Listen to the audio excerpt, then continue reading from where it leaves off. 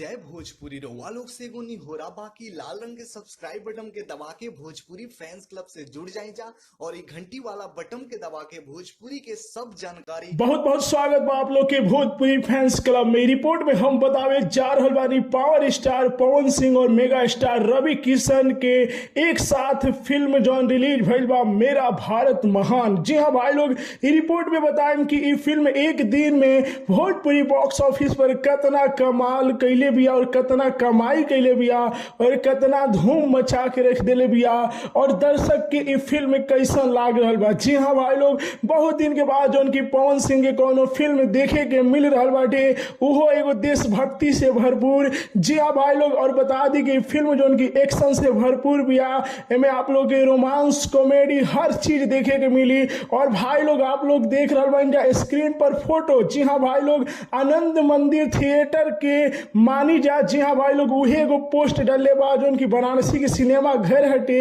वो लिख रहल बाटे कि आनंद मंदिर में मेरा भारत महान ने ली कोरोना के बाद सबसे बड़ी ओपनिंग।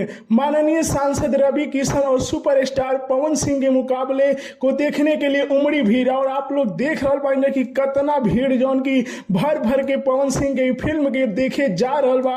और सिनेमा घर के बाहर आप लोग देख रहल बानी कि बहुत भीड़ लागल बा। ई तो एगो सिनेमा घर के बारे में आप लोग के बताइनी, वो पूरे बिहार में जो कि एकरा के रिलीज कल गई बा मेरा भारत महान फिल्म के। और बता दी भाई लोग ऐसा मानल जा रहा बा कि सबसे ज्यादा कमाई करे वाली फिल्म बन गई बिया मेरा भारत महान और लगभग एक दिन में 20 लाख तक के कमाई कैले बिया भोजपुरी बॉक्स ऑफिस पर। तो आप लोग यदि फिल्म देख रहे हैं कमेंट में बताएंगे कि आप लोग ये फिल्म कैसा लगा। वीडियो को लाइक कीजिए, शेयर कीजिए। जय भोजपुरी।